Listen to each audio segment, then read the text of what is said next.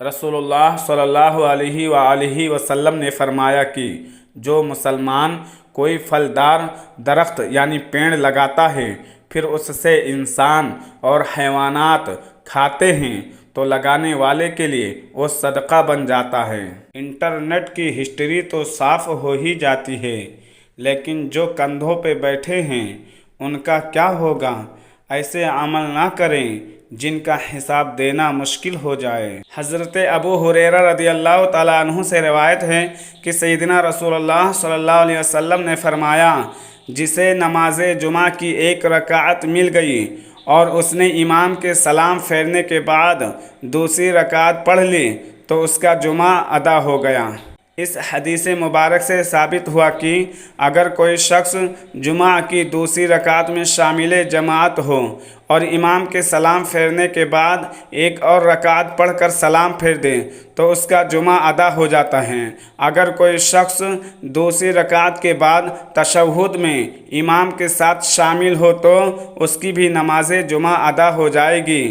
دلیل یہ ہے، حدیث مبارکہ ہے، جب نماز کے لیے اقامت کہی جائے تو دوڑتے ہوئے نہ آؤ، سکون سے چلتے ہوئے آؤ، جماعت کے ساتھ جتنی نماز مل جائے پڑھ لو اور جو حصہ رہ جائے امام کے سلام پھیرنے کے بعد مکمل کر لو۔ رسول اللہ صلی اللہ علیہ وسلم نے فرمایا، جب تم میں سے کوئی جمعہ کے لیے آئے تو غسل کر لیا کرے، اگر ساتھ دینے والا لڑکھڑا جائے تو اسے سنبھال لیا جاتا ہے، تبدیل نہیں کیا جاتا۔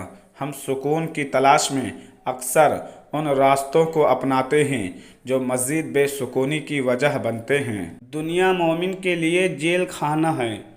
مومن دنیا میں کتنا ہی آرام میں ہو مگر اس کے لیے آخرت کی نعمتوں کے مقابلے میں دنیا جیل خانہ ہے۔ رسول اللہ صلی اللہ علیہ وسلم نے فرمایا، جب تم میں سے کوئی مسجد میں آئے تو کہے کہ الہی میرے لیے اپنی رحمت کے دروازے کھول دے، اور جب نکلے تو کہے کہ خدایا میں تجھ سے تیرا فضل مانگتا ہوں۔ رسول اللہ صلی اللہ علیہ وسلم جب کسی کے دروازے پر تشریف لے جاتے تو دروازے کے سامنے نہیں کھڑے ہوتے تھے بلکہ داہنے یا بائیں دروازہ سے ہٹ کر کھڑے ہوتے تھے۔